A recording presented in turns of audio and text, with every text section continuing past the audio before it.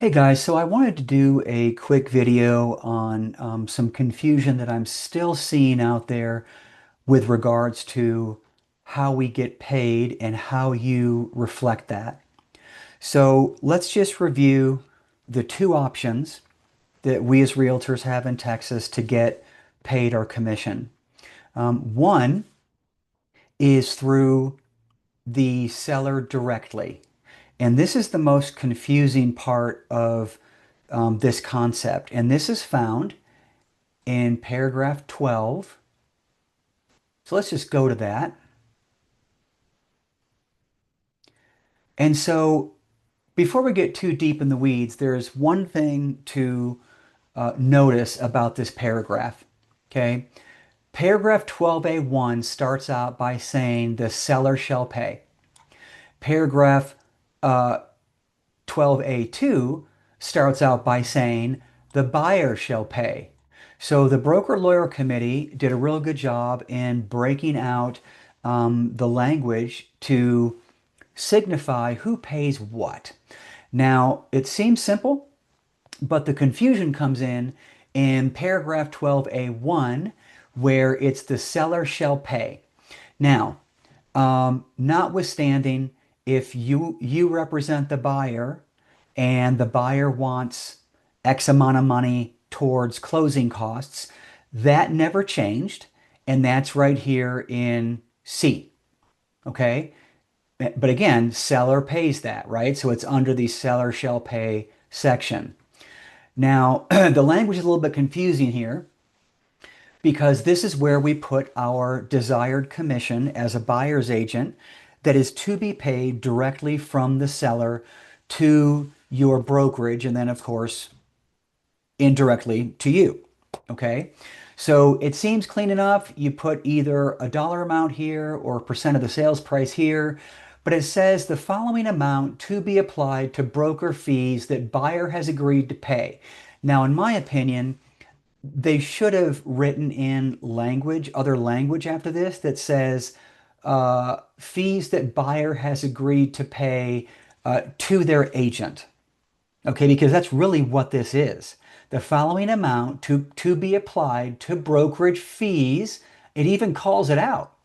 Brokerage fees that buyer has agreed to pay to their buyer agent through their buyer rep agreement. Even though that language isn't in there, guys, that's what that means. Okay? And make no mistake about it, seller shall pay. All right? So this is coming from the seller directly. All right? So, in my opinion, this is the cleanest way to get paid because it's already in the contract. You don't have to worry about another broker signing this. The seller knows that usually they're going to have to pay this anyway, and it is memorialized in the actual purchase agreement. Okay. Now, the other way to get paid is the old-fashioned way before last year's NAR settlement, and that was that whatever the listing agent was getting as compensation from the seller was to be split uh, in some form or fashion with the person that brings the buyer, the other agent, right? And those fees were transparent. They were in the MLS. Well, fast forward to July 2025 at the time of this recording. And of course, that is no more. So you can kind of see why it's a little bit cleaner to put it here in paragraph 12A1B. But if you wanted to do it the old-fashioned way, you would fill out the compensation agreement between brokers, right? And this clearly outlines that you, as the buyer's agent, are going to get paid a commission, but it's going to come from the other brokerage. Now, listen, that fee is also coming from the seller, so you could argue that, hey, it's all coming from the same checkbook, but doesn't matter. This is how the industry wants it broken out. Now, why does this get confusing? Well, listen, this is the spirit of this video. If you put in your compensation in paragraph 12, you cannot fill in page 10. This is page 10, where you put the brokerage office information, right? But you might remember that there is a little piece down here called disclosure. Let me just read it to you. Pursuant to a previous separate agreement, what's that separate agreement? A buyer's rep, compensation agreement between brokers. The listing broker has agreed to pay the other broker, that's the buyer agent, a fee of whatever, flat fee, percentage of the sales price, whatever. It then goes on to say, this disclosure is for informational purposes and does not change the previous agreement between brokers to pay or share commission.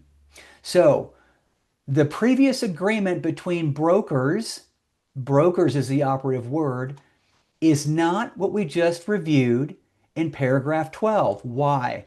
Because this says seller shall pay.